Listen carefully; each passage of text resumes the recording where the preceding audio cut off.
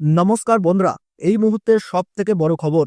২৯শে March Bangla ১৫ই চৈত্র শনিবার দিনই হতে চলেছে বছরের প্রথমতম আংশিক খণ্ডগ্রাস সূর্যগ্রহণ।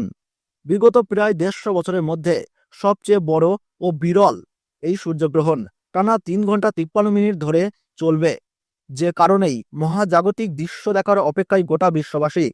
তবে সূর্যগ্রহণ চলাকালীন সময়ে সকলকেই থাকতে হবে অত্যন্ত সাবধান, কারণ বছরের প্রথমতম সূর্যগ্রহণে বেশ কিছু রাশির উপর পড়বে খারাপ প্রভাব। তবে এই সূর্যগ্রহণ কখন শুরু হবে, কখন শেষ হবে, ভারত ও বাংলাদেশের কোন কোন জায়গা থেকে দেখা যাবে এই সূর্যগ্রহণ, গ্রহণ চলাকালীন সময়ে আপনারা কি কি করবেন এবং কি কি করবেন না, সবই বিস্তারিত জানিয়ে দেব এই ভিডিওতে। তো বন্ধুরা, ভিডিওটি মনোযোগ সহকারে শেষ পর্যন্ত দেখবেন। কোন জায়গা থেকে দেখছেন তা কিন্তু কমেন্ট বক্সে জানাবেন। আর চ্যানেলটিতে নতুন দর্শক হয়ে থাকলে অবশ্যই চ্যানেলটি সাবস্ক্রাইব করে পাশে থাকবেন। তাহলে চলুন বন্ধুরা, ভিডিওটি শুরু করা যাক। ২০২৫ সাল গ্রহণ নিয়ে ইতিমধ্যেই সাড়া পড়ে গিয়েছে জনসাধারণের মধ্যে, কারণ এবারের সূর্যগ্রহণ খুবই বিশেষত হতে চলেছে। তবে হিন্দু ধর্মের গ্রহণকে কিন্তু শুভ বলে মনে করা হয় না। গ্রহণের সূতক সময়ে সব ধরনের শুভ কার্য নিষিদ্ধ থাকে। এই সময়কালে অনেক সতর্ক অবলম্বন করার পরামর্শ দেওয়া হয়। এই গ্রহণ চলাকালীন সময়ে কি কি করবেন আর কি কি করবেন না, সূতককালে পুজো ও সকল শুভ কাজ নিষেধাজ্ঞা রাখা হয়েছে। এই সময় মন্দিরের দরজা বন্ধ থাকে এবং ভগবানকে দেখা নিষিদ্ধ। বাড়ির মন্দিরের দরজা বন্ধ থাকে। এছাড়াও সূতক সময়কালে কিছু খাওয়া বা পান করা নিষিদ্ধ। রান্না করা খাবারে তুলসী পাতা দিয়ে রাখা হয় এ সময়ে।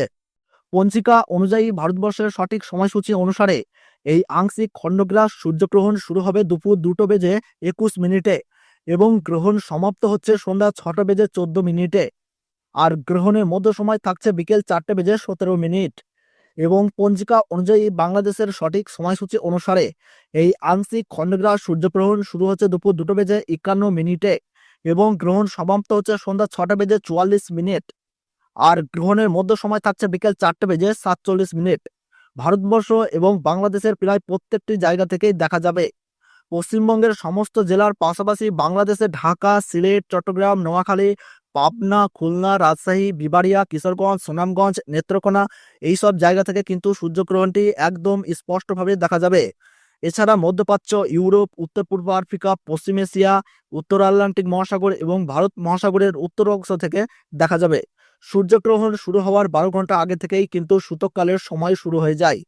তো বন্ধুরা, ভিডিওটি ভালো লাগলে ছোট্ট একটি লাইক দেবেন এবং চ্যানেলটিতে নতুন দর্শক হয়ে থাকলে অবশ্যই চ্যানেলটি সাবস্ক্রাইব করে পাশে থাকবেন।